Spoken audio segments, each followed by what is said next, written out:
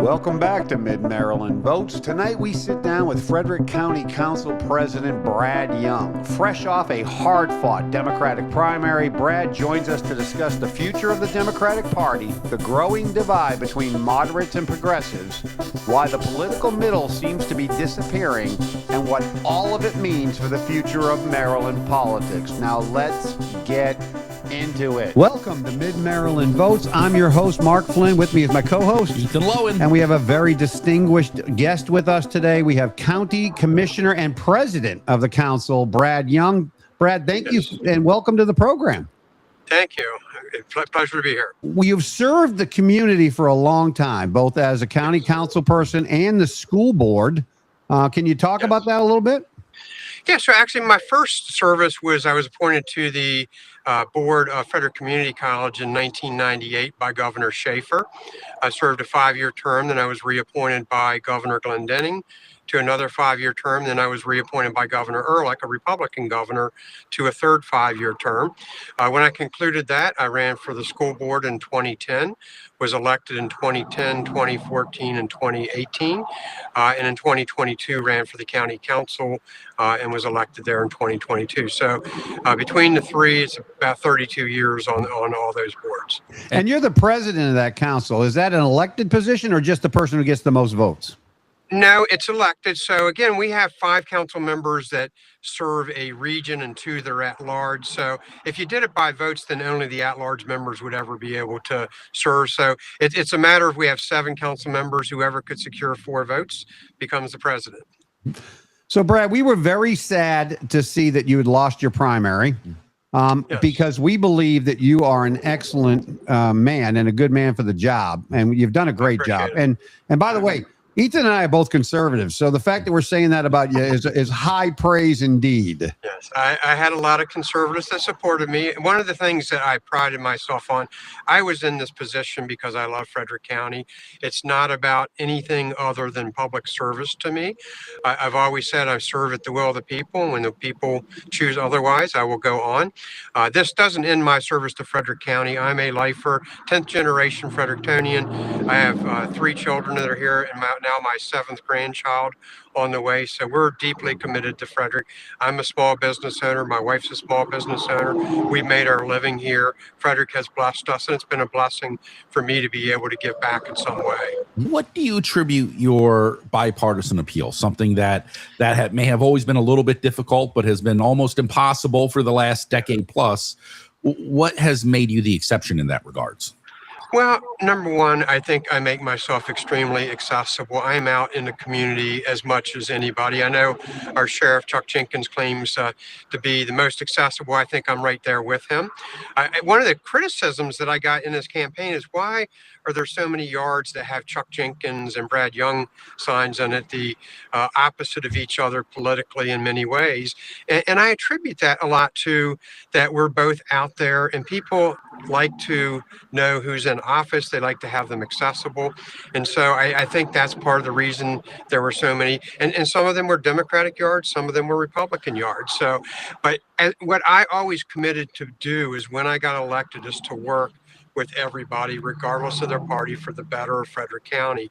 I have a great relationship with every elected official, regardless of their party in Frederick County. I have every one of them on my cell phone. If something came up, I can give them a call, reach out, try and fix problems. So I think it's because, again, I've done it from a bipartisan aspect and from what's in the best interest of Frederick County. Brad, you know, the data centers and the housing development centers became a real flashpoint during this election. Yes. What do you think if you could go back in time, is there anything that you as a council member would do differently concerning those two? There's not. And again, I'm a person of principle. I stand by my decision that we did a good job. What we did was we limited where they could be in the county, put tough environmental regulations on them, and we taxed them heavily. I was very concerned about the increase in property tax rates for our citizens. The number one issue when I knocked doors was I'm not going to be able to afford to continue to live here because property taxes have gone up.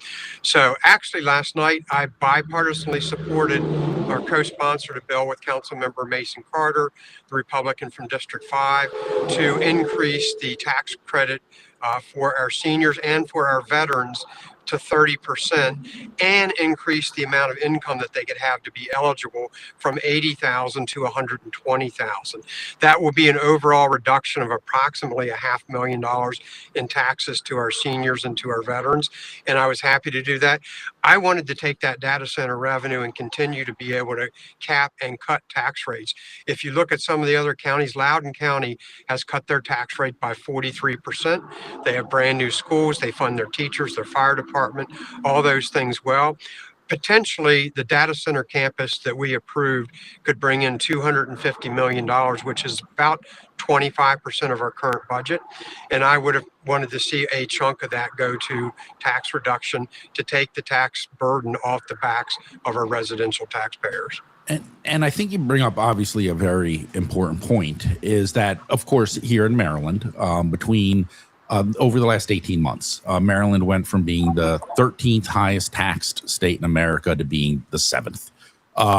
Tremendous increase, right? And of course, that's a state issue, not necessarily a county issue. But for Frederick County, I had been told, unconfirmed, that as much as a third of Frederick County residents were behind on their property taxes. That's not a number that I've heard, but it would not surprise me because, again, if you look over the past 5 years, the assessments have gone up in many cases 100%. Even though there is a mechanism by which you can cap how much your tax bill goes up, it would be going up 5% every year. So over 5 years, if your tax bill had been $6,000, it would have gone up 25%. So now it would be $7,500. That's another $100 a month on their bill.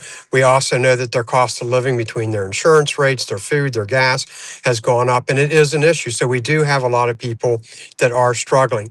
I also have sponsored and will continue to support that we need to have more programs in place to relieve that tax burden on people based on their income. We never want somebody that's purchased a house to be taxed out of it because they can't afford the real estate taxes.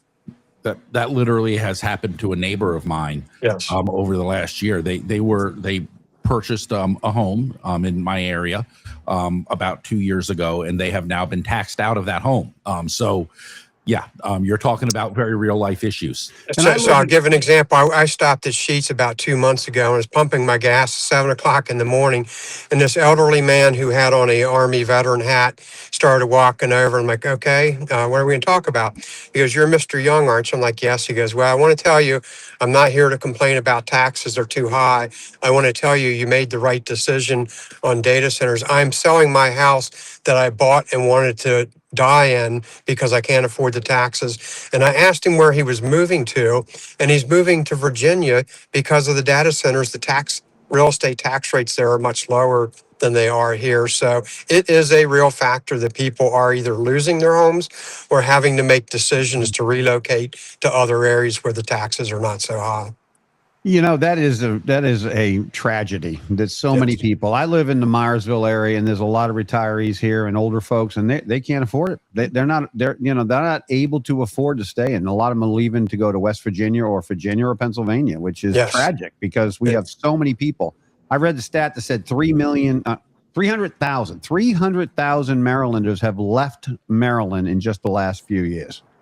It has. Now, fortunately for Frederick County, if I say fortunately, most of the folks here that have left have been replaced by people in higher expense counties like Montgomery that have moved out here. So we haven't seen a net migration out of Frederick County. We're growing, but it is also a replacement. People that have grown up here are being pushed out and new folks are coming in because of the quality of life that they want here.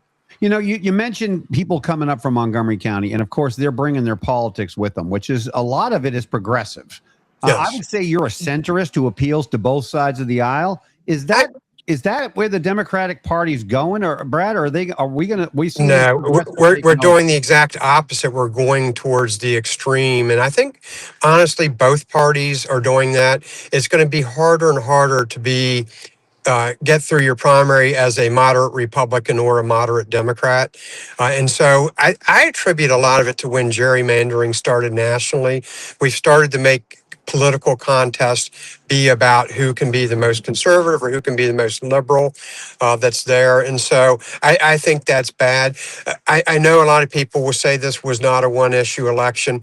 Clearly, had data centers not been in play, I am confident that I would have been reelected easily. That being said, I do not regret my decision. I did what is best. I'll stand on that and have no regrets about it. But the whole issue was what was prominent in the voting electorate this year. And that very well appears to be the case. I mean, in Frederick County, the DSA, the Democrat Socialists of America, that did so well in the primaries against the centrist Democrats, the long-term centrist Democrats, seem to have all been running against the data center. But yes, statewide, they still did very well. And of course, in states like New York and California, they did exceptionally well. As a lifelong Democrat, do you think that there is the threat or the occurrence that there is a loss of the Democratic Party to the DSA, that they're essentially starting to take over the Democratic Party nationally?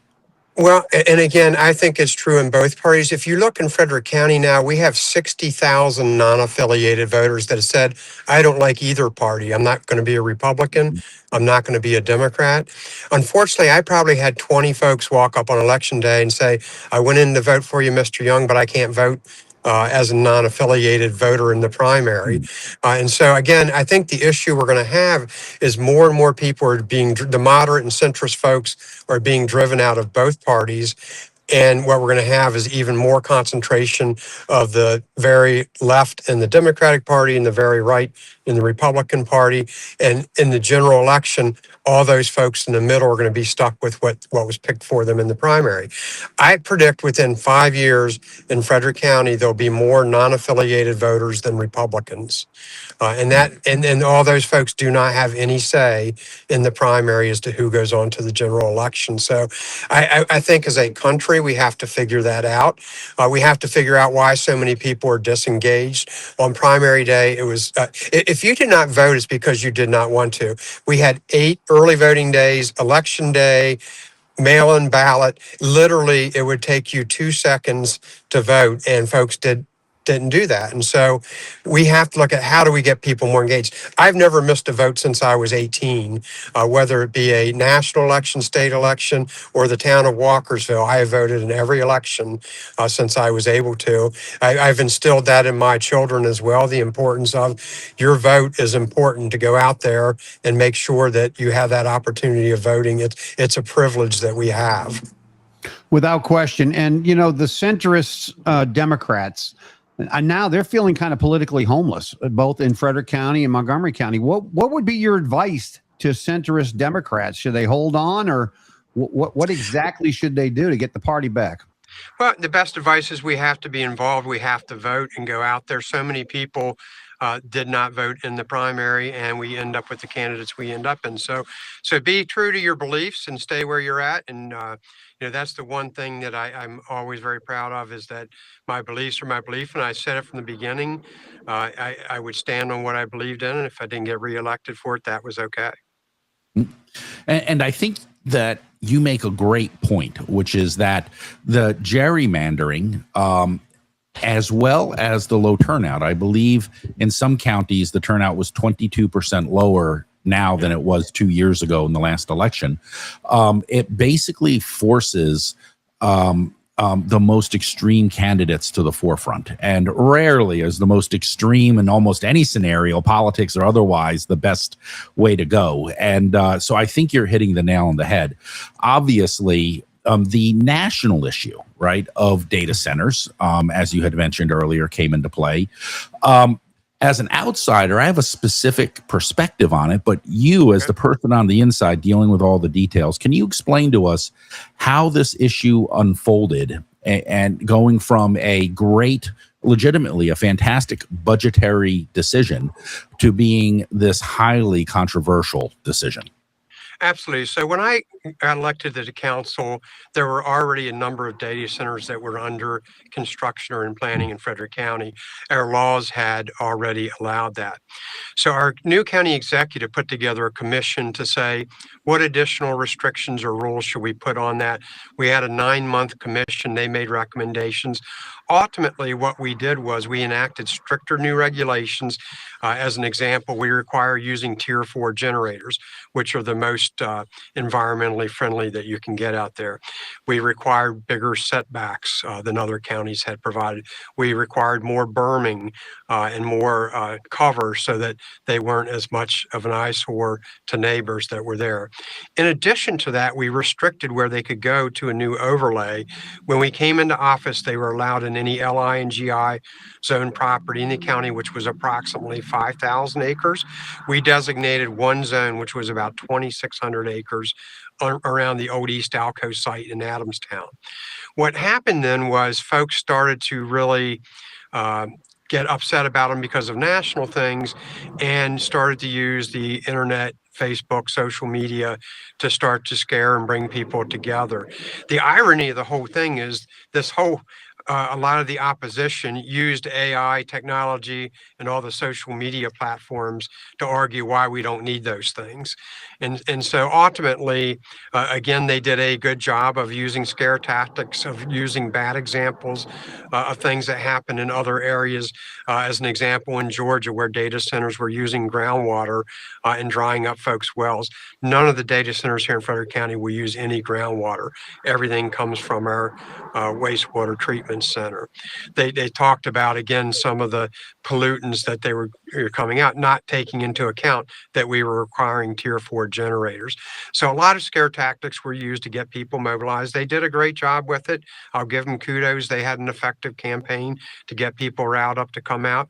When you have a low turnout, pissed off people show up, and the people that they got, up in arms about that showed up and voted, and there were more of them than folks that supported me, and that's how I ended up in third place instead of second. The data centers, have got to be managed, not eliminated. I mean, that revenue stream is what keeps voters in a livable situation, wouldn't you say? Yes, and so one of the other big arguments they were telling everybody, you let data centers come to Frederick, your electric bills are going to go up because of them. The data centers are going somewhere, and because we're on a regional grid, whether these data centers are in Frederick, Hagerstown, Ocean City, Maryland, Pennsylvania, Delaware, your electric rates are still going up. So my point was, if I'm going to pay the additional electric, I'd like to have the revenue too, so that we can use that to offset your property taxes because your electric bill went up. If we stop them all together, you're going to pay more for electric, but you're not going to have the revenue to offset it. So that was kind of a false argument that was used that allowing them to come into Frederick would increase your electric bills. Your electric bills are going up because of data centers, whether they're in Frederick or wherever they're located, because they will use the power, and we are on a regional grid system. And and of course, when it comes to the data centers, is that what you guys did is you took the existing old Alcoa factory and you used that location, site.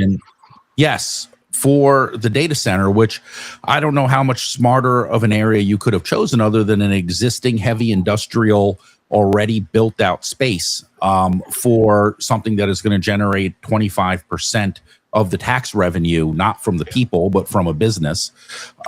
Now, interestingly, what I noticed as an outsider is that you guys made the decision. It was controversial. You talked about it. You had public meetings. And then about 2 to 3 months after you had made the decision, nationally, there was this groundswell of anti-data center grassroots movements. And it was almost like the timing, quite frankly, was as bad as it could have been from a political lens. Now, even now, you've already mentioned the counter to several of the issues that the residents bring up. One of the things that they say that I'd like to hear your feedback on, because I think that it's the one that strikes the most at people's heartstrings, which is that there is a school that was close to that data center, and they were saying that there were going to be environmental pollution measurements in the rooms, and kids may have to be evacuated. When I heard that, I was like, okay, that catches people's attention. What is your response to that one? So the response is the closest a data center would be to that school would be over half a mile away. I know the county executive announced recently that they're putting air monitors there. The fact is, and what they were talking about primarily was when they use the diesel generator backups. These are large centers. They all require diesel generator backups, and they have to test those on a periodic basis. Those generators are even on the school. This is not going to be an issue for the school. The school system has evaluated it. We worked very closely with them to make sure we did put things in place that the school, any student would be safe. We would not allow our students not to be safe in that school. They will be safe. That was used as an effective tool to get people fired up. Scare tactics. They were using scare tactics. These progressives who basically have run this campaign, they've mobilized. They've won. They won heavily across the county. And as they move into positions of authority, what do you think is the biggest blind spot in government that these progressives are going to run into? Well, and again, I want to say that, the data center thing was backed by progressives, but it was also backed by a lot of conservatives. It wasn't a strictly Democratic issue that was there. That being said, some of the progressives that made it through the primary in Frederick County, I think, and for me, it's going to be seeing how they govern. A lot of these folks have never been involved in government before. I was the only council member that had any business experience that was a small business owner. I think that will be a loss. We're getting all folks who have no business experience. One of the primary, again, things that we have a responsibility to is promoting our small businesses in Frederick County, and we do a great job of that now. But we have to do that through trying to make it a county that supports businesses and doesn't see businesses as the enemy. That is my biggest fear, is that a lot of these younger folks are looking at businesses as the enemy, when in fact, that's what we need to make it a better community. So it's going to be interesting to see how they govern when they don't have any experience in that area. It's not saying they can't do that, but it's going to be very tough stepping into those roles and knowing how to govern without any of that experience. And the irony is, as these progressives move into Frederick County to enjoy the services and the infrastructure and the restaurants and all the other things that makes Frederick County so special, driving the businesses out and the revenue from these data centers is going to make that almost impossible to maintain. I think it's the fact of learning how to govern, and that you have to work with people and you have to be able to negotiate. In politics today, again, we talked about this on both sides. There are people that will not vote for a candidate if they don't support 100% of what they want. They would rather get 0% than somebody that they have to settle for 80%. And again, I've seen this on both sides, where in primaries, candidates lose because of one or two issues, and ultimately the other party wins, and they end up with somebody that only supports a very small percentage of what they like because they didn't like 100% of what the other candidate was. So I think you have to learn to negotiate. You have to learn that sometimes if you want to get to a point, you have to settle for the most that you can get. I've always said I try to get everything I can get that I can get 4 votes. Because it takes 4 votes to pass something. And if you can't get the 4th vote, do you say, all right, I don't want anything, or I want to concede enough that I can get that 4th vote and make something acceptable? So working together, learning to govern, learning to know that government doesn't fix all the problems and can't fix all the problems. I've been big about getting the community involved. We have community grants in Frederick County because we realize that a lot of our nonprofits can make dollars stretch and do a better job at delivering certain services than government can do. And so these are things that they're going to have to learn if they want to be effective legislators. If they're going to be in, then obviously we wish them all the best, quick learning, and hopefully they pick up many of the lessons that you spent 30 years learning. They learn it quickly. With that being said, now that at least for this term, you are not in office, What are your plans for the future? So I am done. I've actually been involved. My dad was elected to political office when I was 4, and he was mayor of Frederick from the time I was 8 till I was 24. So I've grown up in politics. I recognize. I've served our county. I've done things. So political office for me is done. I'm going to continue to serve our community in other ways. I will continue to. I teach at Mount St. Mary's, which is one of my favorite things that I do. Probably look at getting on some educational boards and doing other things. Education is my passion. It is the great equalizer in our country, and making sure. A lot of times people would get mad at me when we talked about affordable housing. Everybody talks about how to make houses cheaper. There's a second alternative. How do you get people's incomes up? Get them an employable skill. Instead of having them work at McDonald's, teach them how to be an electrical worker through the IBEW and pay them 60 some thousand a year plus benefits. That's how you can make housing more affordable, is to get people's income up. We have a severe problem in Frederick County where right now over 1,000 students wanted to get into our Career and Technology Center last year, but there weren't places for them because it's not adequate enough. And that was going to be one of my top priorities. And I think it has to be the county's top priority, is getting a new and bigger Career and Technology Center. People don't want to all go to a 4-year liberal arts school and spend $200,000 to come out and make $50,000 when they owe $400,000 in student loan debt. The technology and vocational training center in Frederick is amazing. I mean, but you're right; it's very hard to get into, and they have a very limited amount of spots. But those kids do graduate and do very, very well. So I'm very proud. My oldest daughter went through the nursing program.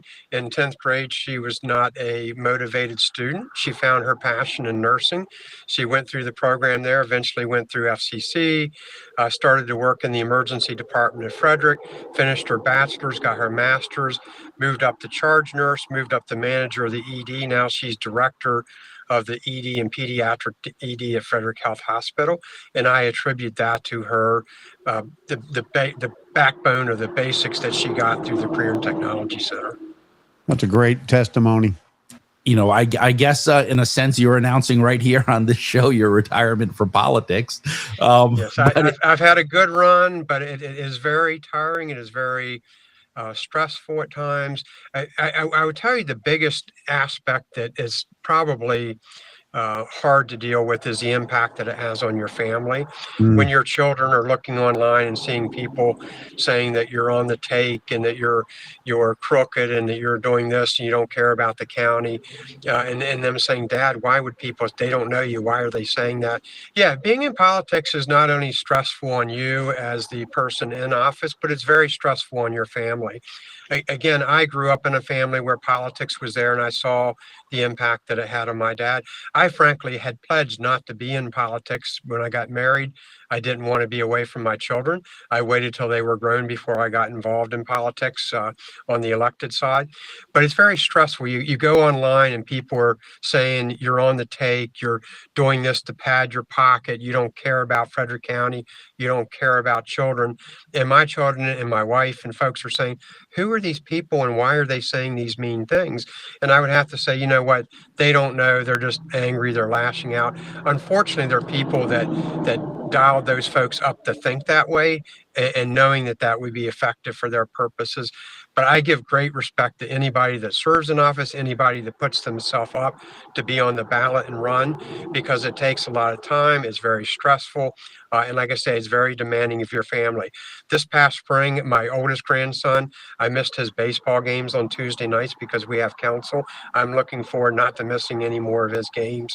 I gave up a piece of me in order to serve, and I did that because of my commitment to the county. But it does take a commitment to do that, and it has strain and it has a draw against other things that you might be able to do. Well, I can tell you this, Brad, both Ethan and I respect your integrity and your willingness to serve Frederick County. We may not have agreed on every issue, but the fact that you served the way you did and worked as hard as you did you had an amazing career. Well, I thank you and I appreciate it. As I said, I'm very blessed. Frederick County has blessed me and my family, and I felt fortunate to be able to give back and be in a position to do that. Community service is so important to give back. Again, with my children, that's going to be the legacy, how my children turn out, how they participate in the community and continue to go on. My children are the 11th generation. My grandchildren are the 12th generation. I hope we have 20 plus generations in Frederick County. Don't you have like 20 plus grandkids? I have my 7th on the way. This past weekend, I took my oldest grandson, him and I went up to Cincinnati for the Orioles series. I've now taken him to 10 different major league ballparks. He said, Pop, we have to do all 30 and we will get that done. Fenway. Take him to Fenway, Brad. Fenway, he will be. I've been there, but he has not, and I will get him there soon. Get a Fenway Frank on the Green Monster. You will never forget that one. I love the Camden Yards. I think it's a great park, but I'm a Bostonian. Fenway is king for me, but Camden Yards is second. Camden is an awesome ballpark. And my grandson, after every trip, we re-rate all the ballparks of what his favorite things were at each ballpark. And so far, Camden Yards is up there. He liked Kansas City for some reason. That had an impact on him. Probably the fried raviolis. Things there. We actually. It was the steak that he got in the barbecue. That was the first time he had some really good barbecue. Good steak in Kansas City. You got to give him that. Yeah, Brad, thanks again for being on Mid-Maryland Votes, and thank you for your service to the county. You've worked really, really hard, and I hope you enjoy this time with your family. Thank you for your service to the community, and thank you for being on Mid-Maryland Votes, Brad. Thank you for having me. Look forward to continuing other way. That's been this edition of Mid-Maryland Votes with Councilman Brad Young, president of the Frederick County Council. For myself, Mark Flynn, and my co-host, Ethan Lowen, we say thank you for joining us, and we'll see you next time on Mid-Maryland Votes. Our thanks to Frederick County Council President Brad Young for joining us and sharing his perspective during a difficult time in his political career. Whether you agree with him or not, tonight's conversation raises important questions about the future of the Democratic Party, the role of moderation, and where there's still room for leaders willing to work across the aisle. Mid-Maryland Votes, bringing people from different backgrounds together to talk, listen, disagree, and still part as friends. Like us on Facebook, follow us on YouTube, and we'll see you next time on Mid-Maryland Votes.